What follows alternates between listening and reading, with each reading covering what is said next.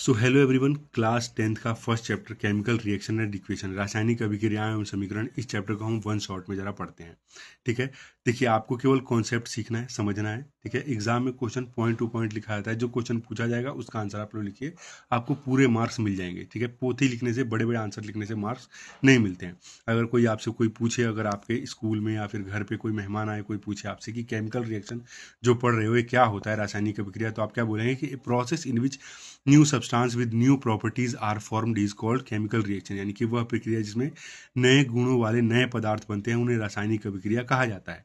जैसे कि ए से बी का बनना मैंने एग्जांपल में दिया, आप एग्जांपल में रियल लाइफ एग्जांपल में बोल सकते हैं कि दूध से दही का बनना, यानी कि मिल्क से कर्ड का बनना। ठीक है, केमिकल इक्वेशन यानी कि रासायनिक समीकरण क्या होता है? It is a symbolic representation of a chemical reaction using chemical formula and symbols. मतलब किसी भी रासायनिक अभिक्रिया को लिखने के लिए संकेतों और सूत्रों से छोटे रूप में लिखना जो है रासायनिक समीकरण कहलाता है। जैसे कि मान लीजिए मैंने लिखा है ए प्लस बी और फिर यहाँ पर तीर का निशान देके सी। ये जो मैंने लिखा है पूरा रिएक्शन, इसके अंदर जो ये प्लस का साइन है और ये तीर का साइन है, यही केमिकल इक्वेशन को पूरा करके दे रहा है आपको। ठीक है, अब यहाँ पर ये सिंबल्स हैं दोनों, प्लस और ये क्या बोलते हैं, तीर का निशान। इससे जो है पूरा रिएक्शन बन रहा है। ठीक है, अब ये तीर के निशान से पहले वाला हिस्सा होता है, इसको रिएक्टेंट यानी कि अभिकारक कहा जाता है, और इसके बाद वाले हिस्से को प्रोडक्ट यानी कि उत्पाद कहा जाता है। ठीक है, चलिए इसके बाद बात करते हैं why do we need to balance chemical equation. यानी कि हमें रासायनिक समीकरण को संतुलित करना क्यों जरूरी है, क्यों आवश्यक है। 9th क्लास में आपने एक टॉपिक पढ़ा होगा, law of conservation of mass, यानी कि द्रव्यमान संरक्षण का नियम। ठीक है, क्या होता है कि मास can neither be created nor be destroyed. यानी कि द्रव्यमान जो होता है किसी वस्तु का, ना तो हम उसको बना सकते हैं ना ही उसका विनाश कर सकते। जैसे पेन है, इस पेन का द्रव्यमान यानी कि मास यहाँ पर जितना है, इसको मैं यहाँ पर भी रखूंगा तो इसका मास उतना ही होगा। इसको मैं चांद पर भी जाकर मेजर करूंगा तो इसका मास उतना ही आएगा। तो इसीलिए law of conservation of mass को फॉलो करने के लिए, द्रव्यमान संरक्षण के नियम का पालन करने के लिए किसी भी केमिकल इक्वेशन को बैलेंस करना जरूरी होता है। मैं इसका एग्जाम्पल दे रहा हूँ आपको, इसमें समझेंगे। ठीक है, यहाँ पे एग्जाम्पल दे रहा हूँ। जैसे मान लीजिए कि मैग्नीशियम है, ठीक है, और ये ऑक्सीजन के साथ रिएक्ट कर रहा है। ठीक है, अब ये बना रहा है ये मैग्नीशियम ऑक्साइड, ये बना रहा है। यहाँ पे आप जब मास के हिसाब से देख, क्योंकि यहाँ पे मास की बात की जा रही है, मैं मास के हिसाब से देखता हूँ। आपने 9th क्लास में पढ़ा होगा, मैग्नीशियम का मास जो होता है 24 ग्राम यूनिट मान लीजिए, और ऑक्सीजन का मान लीजिए, एक ऑक्सीजन का 16 होता है, दो ऑक्सीजन का 16 दूनी 32, यानी कि 32 यूनिट हो गया। ठीक है, यहाँ पर कितना हुआ, यहाँ पर 24 और 16 कितना हुआ, 24 और 16 कितना हुआ, 40 हो गया। ठीक है, 40 यूनिट हो गया। इनको जब जोड़ेंगे 24 और 32 को कितना होगा, 4 और 6 और 3 और 2 5, 56 यूनिट, और ये हो रहा है 40 यूनिट। क्या ये बराबर है? नहीं, बराबर नहीं है। तो यहाँ पर ये जो है अनबैलेंस केमिकल इक्वेशन है, इसको बैलेंस करना जरूरी है। अनबैलेंस केमिकल इक्वेशन जो होता है उसको स्केलेटन इक्वेशन यानी कि कंकाली समीकरण कहा जाता है। अब इसको बैलेंस करना जरूरी है। क्यों जरूरी है? क्योंकि मैंने बताया था कि द्रव्यमान संरक्षण के नियम को फॉलो करने के लिए, law of conservation of mass को फॉलो करने के लिए। अब यहाँ पर देखिए, यहाँ पर देखेंगे तो यहाँ पर मास ज़्यादा है, इधर मास कम है। बराबर करने के लिए क्या करेंगे, जहाँ पर कम होगा वहाँ पर हमें मल्टीप्लाई करना होगा। यहाँ पर ऑक्सीजन 2 बार है, यहाँ पर 1 बार है। बराबर करने के लिए यहाँ पे 2 से मल्टीप्लाई करेंगे तो यहाँ पर 2 ऑक्सीजन हो गया, यहाँ पर भी 2 ऑक्सीजन, यहाँ पर। लेकिन देख क्या रहे हैं, यहाँ पर मैग्नीशियम कितनी बार हो गया, 2 बार मैग्नीशियम भी हो गया।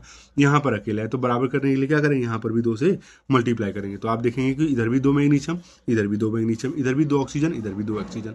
तो इसका मतलब ये है पूरा बैलेंस है, यानी कि दोनों तरफ मास क्या हो गया, अब सेम हो गया। ठीक है, तो यहाँ पर अब ये जो है, इसीलिए जो है किसी भी केमिकल इक्वेशन को बैलेंस करना जरूरी होता है।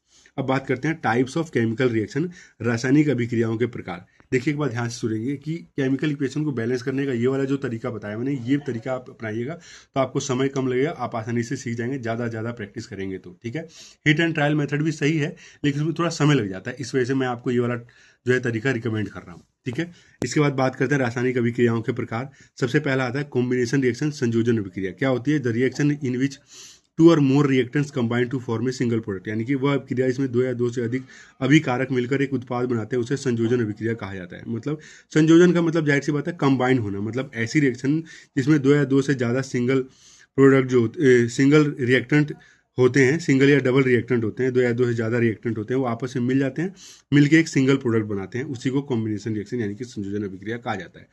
जैसे ये कैल्शियम ऑक्साइड है, ये वाटर के साथ मिलकर कैल्शियम हाइड्रोक्साइड बना रहा है, ये कॉम्बिनेशन रिएक्शन का एग्जाम्पल है। ये एग्जाम्पल आपको अच्छे से समझने होंगे क्योंकि ये पूछे आते हैं एग्जाम में, सबसे ज़्यादा प्रैक्टिस आपको इसे ही करनी है।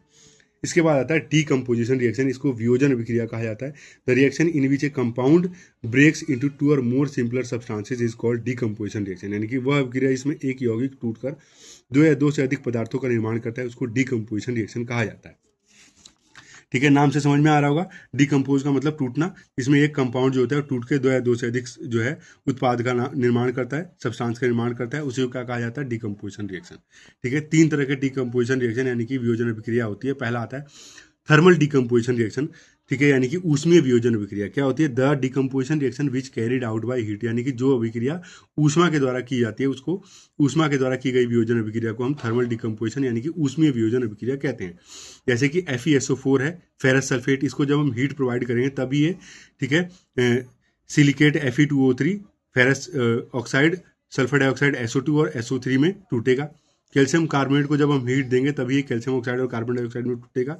और PbNO3 लेड नाइट्रेट को जब हम हीट देंगे तभी ये PbONO2 और O2 में टूटेगा। अब यहाँ पर ये वाला ध्यान समझेंगे, इसके ऊपर क्वेश्चंस बहुत आते हैं, रिएक्शन को बैलेंस करना आता है तो इसको अच्छे से समझना होगा आप लोगों को, इसकी प्रैक्टिस ज़्यादा करना। ठीक है, उसके बाद आता है electrolytic decomposition reaction, the decomposition reaction which is carried out by electricity, विद्युतीय वियोजन अभिक्रिया, विद्युत के द्वारा की गई वियोजन अभिक्रिया जो होती है विद्युतीय वियोजन अभिक्रिया कहलाती है। जैसे ट्वाइस H2O, इसको जब हम हीट सप्लाई इलेक्ट्रिसिटी सप्लाई करेंगे तो ये जो है वाटर के मॉलिक्यूल टूट के H2 और O2 में टूट जाएंगे। इसका एक एक्सपेरिमेंट है, आप बुक में जब पढ़ेंगे तो आपको समझ में आएगा। एक बीकर लिया जाता है, उसमें पानी रखा जाता है, उसमें 2 रॉड लगाया जाता है, इलेक्ट्रिसिटी सप्लाई की जाती है, इसकी वजह से हाइड्रोजन और ऑक्सीजन के मॉलिक्यूल टूट के अलग अलग हो जाते हैं। ठीक है, अब ध्यान से समझेंगे आगे।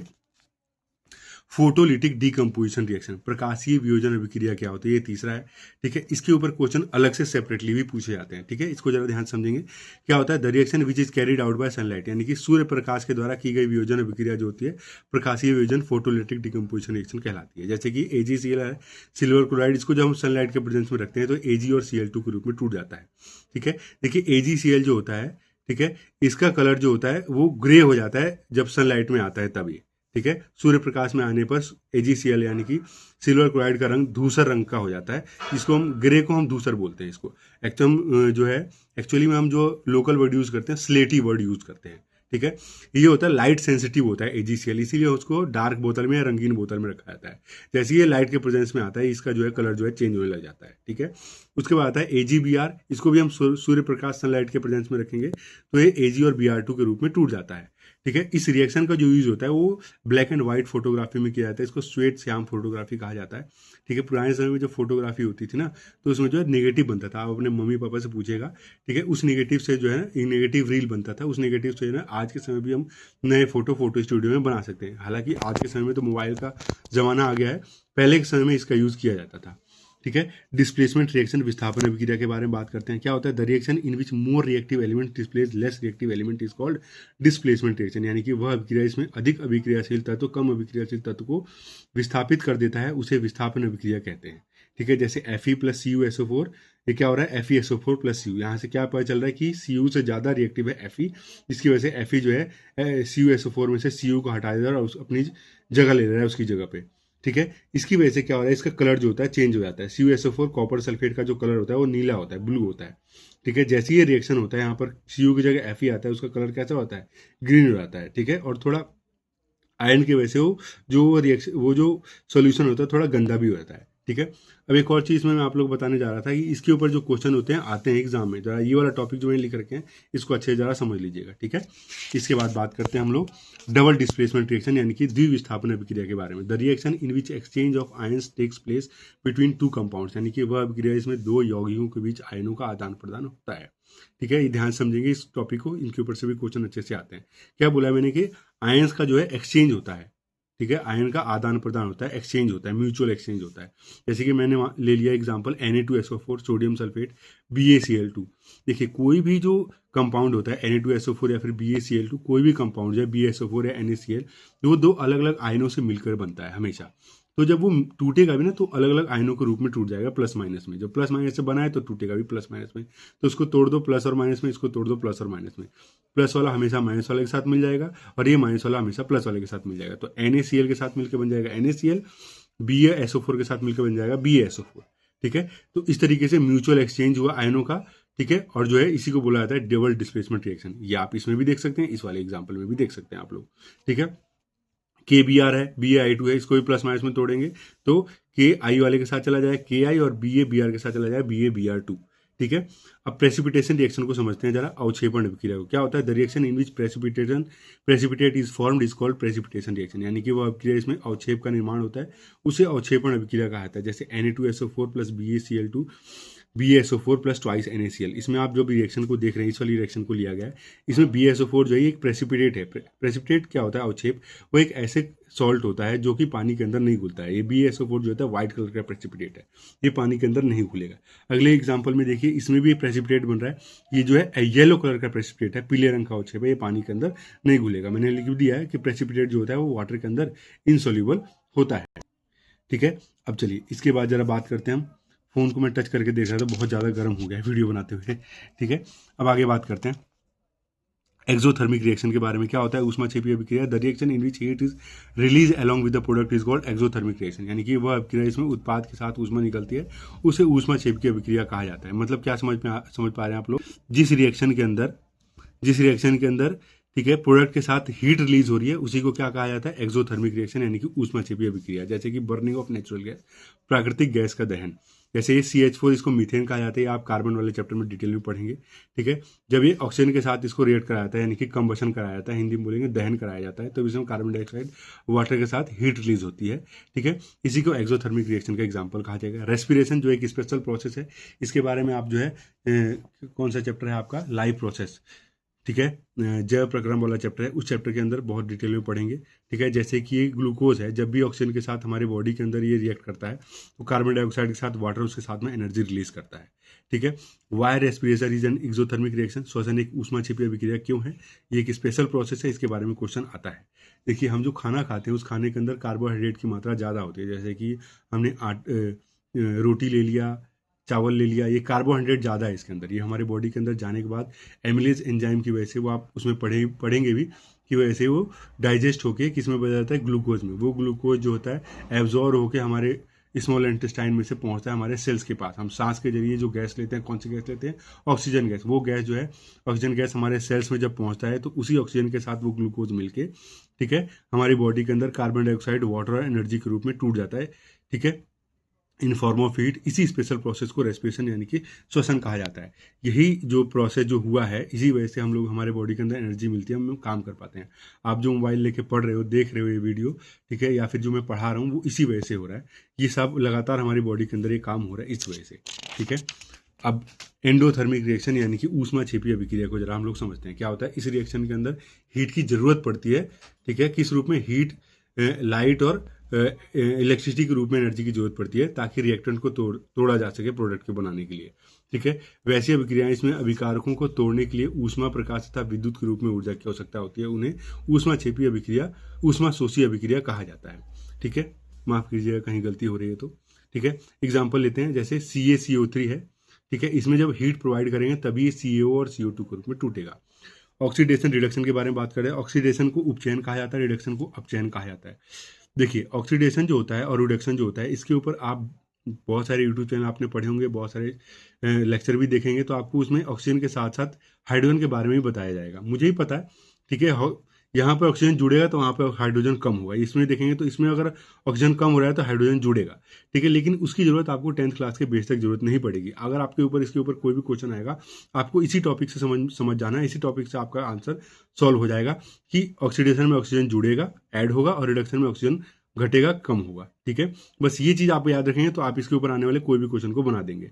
ठीक है, जैसे कि एग्जाम्पल लेते हैं, Cu + O2 CuO। यहाँ पर देखें, कॉपर के साथ ऑक्सीजन नहीं है, यहाँ पर कॉपर के साथ ऑक्सीजन जुड़ गया है, तो जहाँ पर ऑक्सीजन जुड़ता है उसको क्या बोलेंगे? ऑक्सीडेशन यानी कि उपचयन। यहाँ पर देखें रिडक्शन में, और रिमूवल ऑफ ऑक्सीजन यानी कि ऑक्सीजन का घटना या फिर कम होना। यहाँ पर कॉपर के साथ ऑक्सीजन है, यहाँ पर कॉपर के साथ ऑक्सीजन हट गया है, तो जहाँ पर ऑक्सीजन यहाँ पर हट गया है कॉपर के साथ, तो जो ऑक्सीजन हट गया है तो यहाँ पर क्या होगा? रिडक्शन यानी कि अपचयन हो जाएगा। अब जिस रिएक्शन के अंदर ये दोनों होता है, ठीक है, ऑक्सीडेशन और रिडक्शन दोनों एक साथ होते हैं, उपचयन और अपचयन, इसको रेडॉक्स अभिक्रिया यानी कि रेडॉक्स रिएक्शन कहा जाता है। वही चीज़ मैंने यहाँ पे लिख रखा है थॉरली, इसको ज़रा देखिए। जैसे यहाँ पर जिंक अकेला है, जिंक के साथ ऑक्सीजन जुड़ गया तो क्या हो जाएगा? ये ऑक्सीडेशन यानी कि उपचयन हो गया। यहाँ पर कॉपर के साथ ऑक्सीजन है, यहाँ पर रिएक्शन के बाद ऑक्सीजन यहाँ से हट गया है तो ये क्या हो जाएगा? रिडक्शन यानी कि अपचयन हो जाएगा। ठीक है, ये बेसिक सी चीज़ आपको समझनी थी। ठीक है, उसके बाद कोरोजन के बारे में समझते हैं। संक्षारण क्या होता है? जब भी कोई मेटल होता है, धातु होता है, उसको खुले में जब एयर के प्रेजेंस में छोड़ देते हैं तो एयर के अंदर जो होता है ऑक्सीजन और मॉइस्चर होता है, उसके साथ वो रिएक्ट कर जाता है और ऑक्सीडाइज हो जाता है, जिसकी वजह से उसके ऊपर मेटल ऑक्साइड की एक लेयर चढ़ जाती है। इसी प्रोसेस को हम कोरोजन कहा जाता है। जब किसी धातु को वायु के संपर्क में रखा जाता है तो वो ऑक्सीजन के साथ रिएक्ट कर जाता है, विक्रिया कर जाता है, इसकी वजह से उसकी सतह पर धातु ऑक्साइड की एक लेयर बन जाती है। इसी प्रोसेस को संक्षारण कहा जाता है। ठीक है, इसके बारे में आप लोग third chapter metal nano metal में अच्छे से पढ़ेंगे। ठीक है, एक एग्जांपल देखिए, रस्टिंग ऑफ आयरन यानी कि लोहे में जंग का लगना। इसके बाद लास्ट का टॉपिक है रेंसिडिटी यानी कि विकृत गंधिता। क्या होता है? एक ऐसा प्रोसेस होता है जिसमें वो फूड जिसके अंदर ऑयली होते हैं या फैटी फूड होते हैं, उनको खुले में छोड़ देने पर ऑक्सीजन के साथ रिएक्ट करके ऑक्सीडाइज हो जाते हैं। इसकी वजह से उसके अंदर उनका जो टेस्ट और स्मेल हो जाता है बदल जाता है। वह प्रक्रिया इसमें तेल या फिर वसायुक्त भोजन को उपचयन के कारण खराब हो जाते हैं, जिससे कि उनका स्वाद और गंध बदल जाता है। इसको रेंसिडिटी यानी कि विकृत गंधिता कहा जाता है। क्वेश्चन इसके ऊपर आते हैं। इसको रोकने के तरीके ही पूछे जाते हैं। क्या तरीके हैं? एंटीऑक्सीडेंट का यूज़ कर सकते हैं। एक पाउडर होता है जो डाल देते हैं भोजन में तो खराब होने से बच जाता है। या फिर भोजन को ऐसे कंटेनर में बंद करके रखें जो एकदम टाइट कंटेनर, उसके अंदर हवा ना जा सके। ठीक है, ये किन भोजन की बात कर रहा है? जो ऑयली फूड है उनकी बात की जा रही है। ठीक है, बाय रेफ्रिजरेशन यानी कि फ्रिज में रख के उनको हम बचा सकते हैं, और या फिर ऐसी जगह पर रखें जहाँ पर नाइट्रोजन गैस अवेलेबल हो, वहाँ पर हम इसको जो है बचा सकते हैं। ठीक है, अब ये चैप्टर आपका खत्म हो गया। इसके बाद कोई टॉपिक नहीं है। मैंने आपको ये पूरा चैप्टर जो है लगभग 15-16 मिनट में अच्छे से समझा दिया है। 16 मिनट में पूरा अच्छे से समझा दिया है। ठीक है, इस टॉपिक को आप, इस चैप्टर को आप एक बार इस वीडियो को देख लेंगे और इसको अच्छे से लिख लेंगे तो आपको अच्छे समझ में आ जाएगा। मैं इसका जो है ये जो लिख रखे हैं मैंने, इसको PDF नोट्स में आप लोग को प्रोवाइड करा दूंगा। इसी के साथ मैं डिस्क्रिप्शन में अटैच कर दूंगा, आप लोग डाउनलोड कर लीजिएगा, प्रिंट करा लीजिएगा, उसी को पढ़ लीजिएगा। क्वेश्चन हमेशा इसी में से आएगा। ठीक है, इसके हम बैक एक्सरसाइज के क्वेश्चन हम लोग करते हैं। एक्सरसाइज में क्वेश्चन जो आते हैं उनको जरा हम लोग सॉल्व करेंगे। ठीक है, आई होप आपको ये सब समझ में आ गया होगा। Please like, subscribe and share my channel. Thank you.